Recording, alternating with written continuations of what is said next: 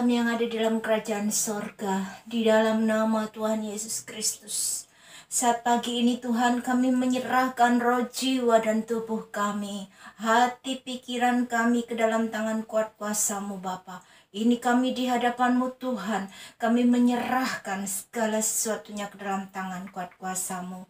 Tuhan, kuasai Tuhan seluruhnya Bapa, keberadaan kami ke dalam tangan kuat kuasa-Mu. Sebentar kami akan mendengarkan firman-Mu Tuhan. Tutup bungkus setiap kami dengan kuat kuasa darah-Mu. Buat kami mengerti apa yang menjadi kehendak-Mu dalam kehidupan kami. Dan beri kami kemampuan untuk kami boleh melakukannya dalam kehidupan kami. Terima kasih Bapa, terima kasih Tuhan. Di dalam nama Tuhan Yesus Kristus kami menyerahkan segala doa dan permohonan kami. Haleluya. Amin. Shalom. Apa kabar Bapak Ibu Saudara sekalian?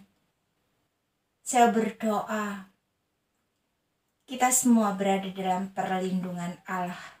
Sekalipun situasi dan kondisi semakin sulit dan sukar, tapi kiranya dengan kemampuan yang daripada Allah, kita beroleh kekuatan untuk kita bisa menjalani hari-hari di dalam kehidupan kita. Bersama dengan Tuhan, kita akan mengalami kemenangan demi kemenangan di dalam kehidupan ini. Puji Tuhan, saudaraku sekalian. Saya mengajak kita sekarang untuk membuka Alkitab kita. Kita akan membaca di dalam kitab Mazmur, pasal yang ke-100. Kita baca dari ayat yang pertama sampai ayat yang ke-5. Demikian firman Tuhan.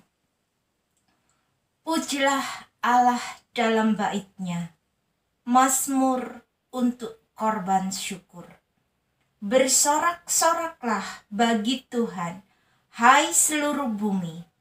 Beribadahlah kepada Tuhan dengan sukacita. Datanglah ke hadapannya dengan sorak-sorai. Ketahuilah bahwa Tuhanlah Allah. Dialah yang menjadikan kita. Dan punya Dialah kita, umat-Nya, dan kawanan domba gembalaannya.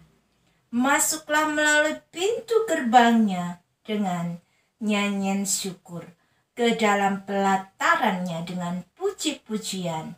Bersyukurlah kepadanya dan pujilah namanya. Sebab Tuhan itu baik, kasih setianya untuk selama-lamanya, dan kesetiaannya tetap turun-temurun. Puji Tuhan, saudara. Mazmur Daud di dalam kitab Mazmur, pasal yang ke-100 ini, berisi tentang ajakan dan anjuran untuk kita memuji Tuhan, untuk kita beribadah kepada Tuhan dengan sukacita, dengan sorak-sorak bagi Tuhan. Saudara, pujian atau bernyanyi itu adalah suatu pernyataan, suatu pengaguman, penghargaan, suatu pengucapan syukur kita kepada Allah. Jadi kalau kita bernyanyi, itu adalah suatu tanda atau suatu ekspresi, suatu luapan sukacita yang menunjukkan adanya suatu rasa syukur kita, kepuasan di dalam kehidupan kita. Karena kebesaran Allah yang dinyatakan di dalam kehidupan kita. Puji Tuhan, saudara.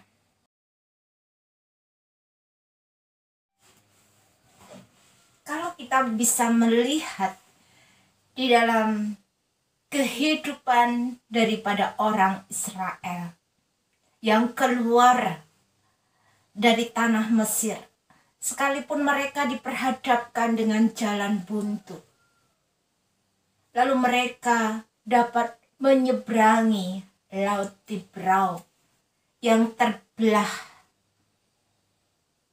dan mereka dapat berjalan di tengah-tengah laut di tempat kering. Menjadi suatu jalan bagi orang Israel di bawah pimpinan Musa.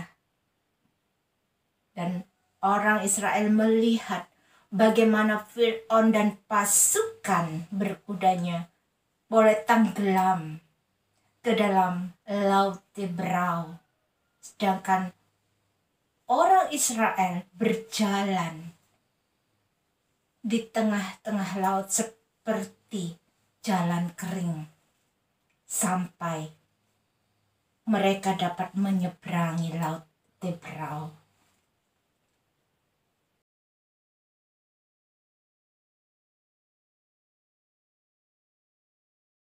Orang Israel melihat betapa hebat perbuatan yang dilakukan oleh Allah. Pada waktu itu, Musa bersama-sama dengan orang Israel, mereka menyanyikan nyanyian bagi Tuhan. Mereka bersorak-sorak, memuji, memuliakan nama Tuhan karena perbuatan Allah. Karena rasa syukur mereka kepada Tuhan yang telah melakukan suatu keajaiban di dalam kehidupan mereka. Di dalam Keluaran pasal yang ke-15, kita bisa membaca bagaimana nyanyian Musa dan orang Israel. Pada waktu itu, Musa bersama-sama dengan orang Israel menyanyikan nyanyian ini bagi Tuhan yang berbunyi, "Baiklah aku menyanyi bagi Tuhan, sebab ia tinggi luhur, kuda dan penunggangnya dilemparkannya ke dalam laut. Tuhan itu kekuatanku dan mazmurku. Ia telah menjadi keselamatanku. Ia Allahku, kupuji Dia. Ia Allah Bapakku, kuluhurkan Dia.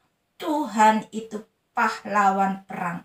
Tuhan itulah namanya." Kereta Fir'aun dan pasukannya dibuangnya ke dalam laut. Para perwiranya yang pilihan dibenamkan ke dalam laut Tebrau. Samudra raya menutupi mereka ke air yang dalam. Mereka tenggelam seperti batu. Tangan kananmu Tuhan mulia karena kekuasaanmu. Tangan kananmu Tuhan menghancurkan musuh.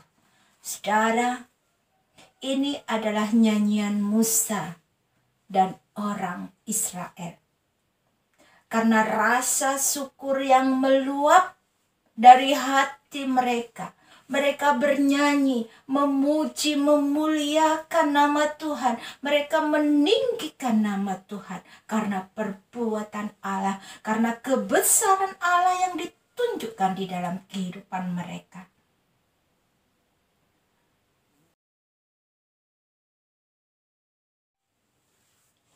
Jadi saudara, kalau kita bernyanyi, kalau kita memuliakan nama Tuhan melalui nyanyian kita, itu merupakan bagian daripada ibadah kita kepada Allah.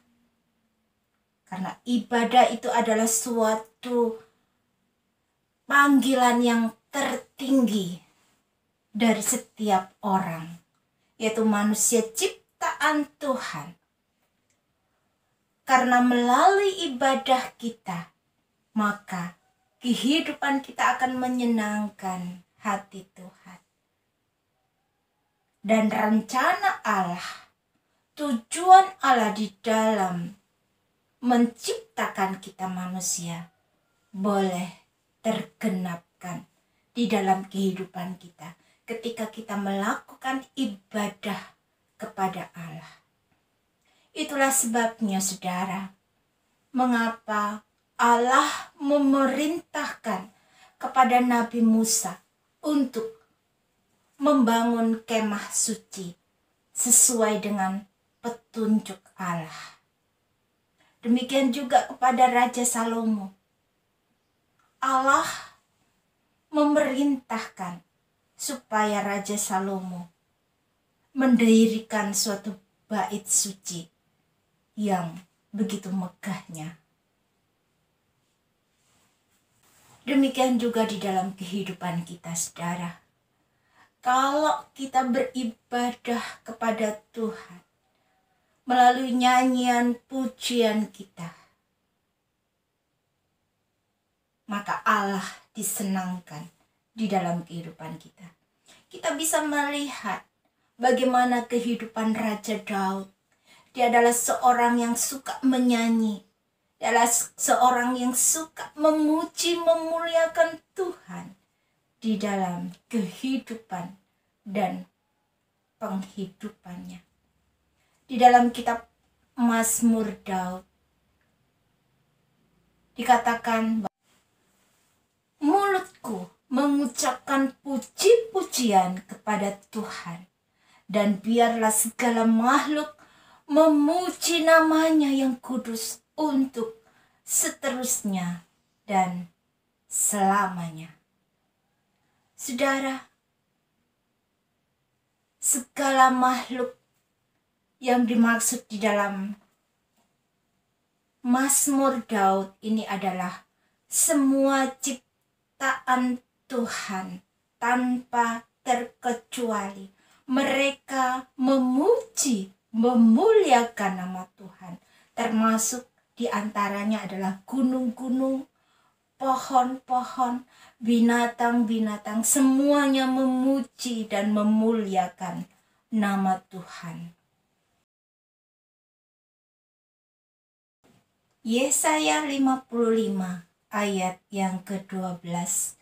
Sungguh, kamu akan berangkat dengan sukacita dan akan dihantarkan dengan damai. Gunung-gunung dan bukit-bukit akan bergembira dan bersorak-sorai di depanmu. Dan segala pohon-pohonan di padang akan bertepuk tangan. Puji Tuhan, saudara.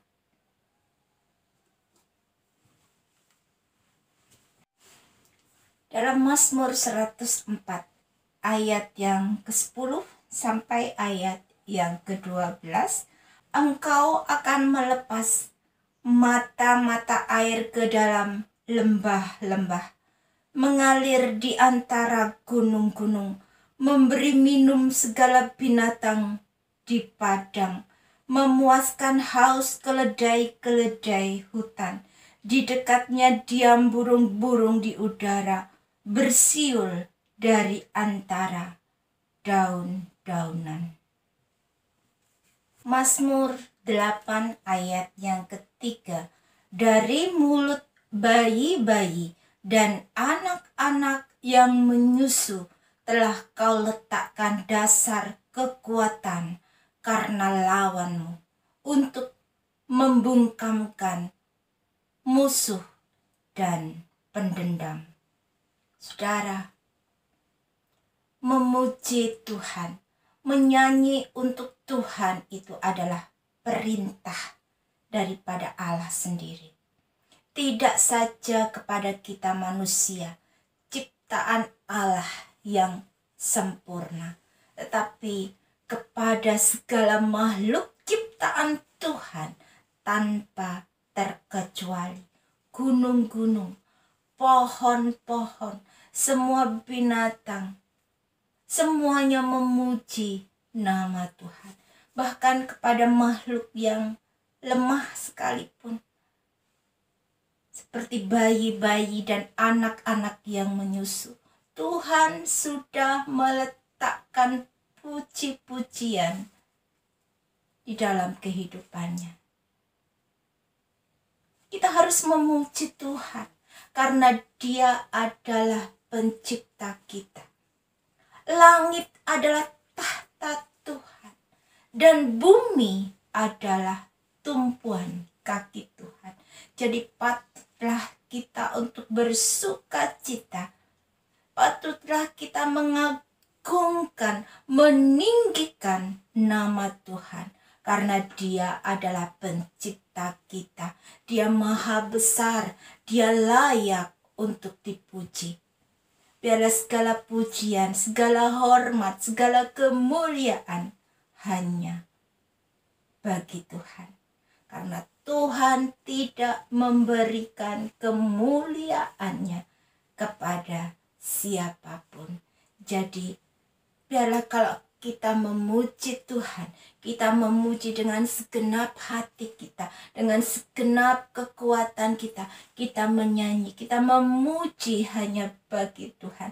Sehingga kekuatan yang daripada Allah mengalir di dalam kehidupan kita.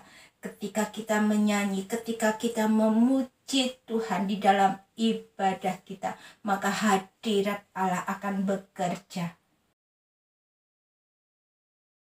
Itu sebabnya saudara, mengapa di dalam ibadah kita, di dalam liturgi ibadah kita, kita selalu memulainya dengan nyanyian, dengan puji-pujian kepada Allah.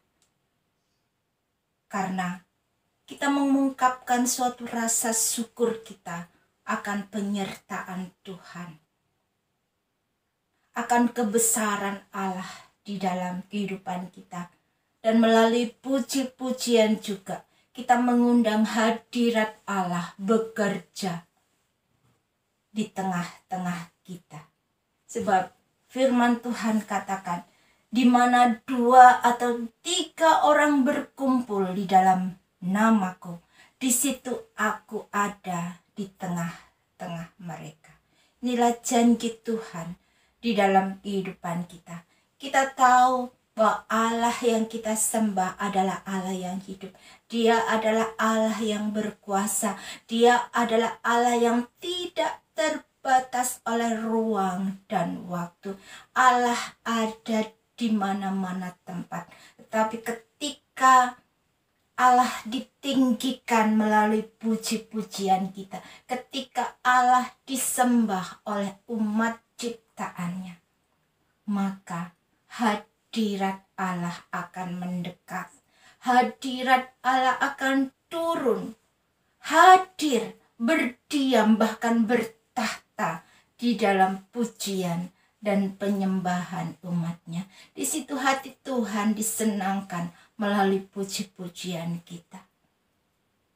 Sekalipun secara mata jasmani kita tidak melihat Allah, tapi dalam roh kita bisa merasakan kehadiran Allah di dalam kehidupan kita. Tapi di sisi lain saudara, iblis sangat cemburu apabila kita memuji Tuhan, apabila kita menyembah, mengagungkan nama Tuhan. Karena iblis tahu akan adanya suatu kekuatan hadirat Allah di dalam pujian dan penyembahan yang kita tujukan kepada Allah, yang hanya untuk kebesaran dan kemuliaan nama Tuhan. Sebab sebelum iblis jatuh ke dalam dosa, dia sesungguhnya adalah malaikat Lucifer. Malaikat yang jatuh ke dalam dosa, pemberontakan, karena hendak menyamai Allah yang maha tinggi. Iblis adalah penghulu puji-pujian yang memimpin puji-pujian di sorga, yang memimpin segala alat musik yang ada di sorga. Itu sebabnya saudara, kita harus menyadari bahwa di dalam puji-pujian kita, hadirat Allah akan bekerja menguasai kehidupan kita. Dan Allah hadir di tengah-tengah pujian umatnya. Rasul Yohanes ketika berada di Pulau Patmos mendapatkan suatu penglihatan mengenai aktivitas di sorga. bagaimana malaikat-malaikat di sorga siang dan malam tidak henti-hentinya memuji, memuliakan nama Tuhan.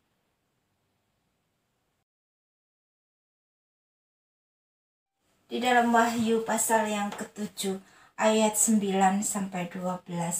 Kemudian daripada itu aku melihat sesungguhnya suatu kumpulan besar orang banyak yang tidak terhitung banyaknya dari segala bangsa dan suku dan kaum dan bahasa, berdiri di hadapan tahta dan di hadapan Anak Domba, memakai jubah putih dan memegang daun-daun palem di tangan mereka, dan dengan suara nyaring mereka berseru, keselamatan bagi Allah kami yang duduk di atas tahta dan bagi Anak Domba. Dan semua malaikat berdiri mengelilingi tahta dan tua-tua dan keempat makhluk itu. Mereka tersungkur di hadapan tahta itu dan menyembah Allah sambil berkata, amin. Puji-pujian dan kemuliaan dan hikmat dan syukur dan hormat dan kekuasaan dan kekuatan bagi Allah kita sampai selama-lamanya. Amin. Puji Tuhan saudara, jadi kita bisa mengerti bagaimana puji-pujian, nyanyian kita kepada Allah itu yang akan kita lakukan nanti pada masa kekekalan. Jadi saudara, biarlah di dalam kehidupan dan penghidupan kita hanya meninggikan, memuliakan nama Tuhan.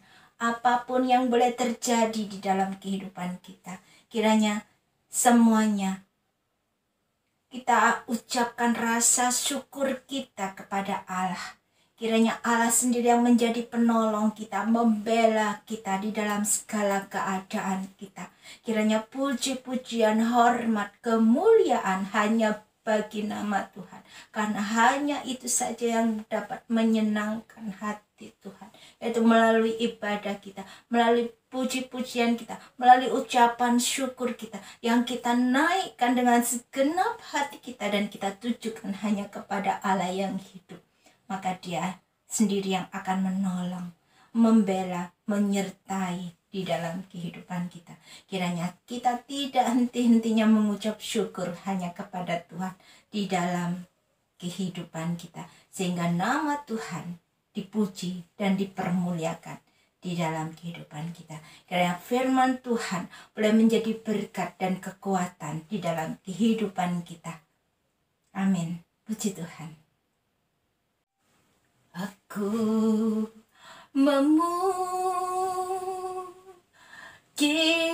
kebesaran-Mu, ajaib Tuhan, ajaib Tuhan. Aku memuji kebesaran-Mu, ajaib Tuhan, ajaib Tuhan.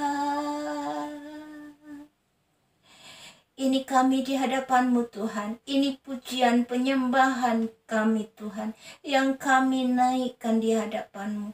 Kiranya Engkau menerima segala puji-pujian kami, segala penyembahan kami, yang Tuhan semuanya hanya untuk hormat, kemuliaan hanya bagi nama-Mu.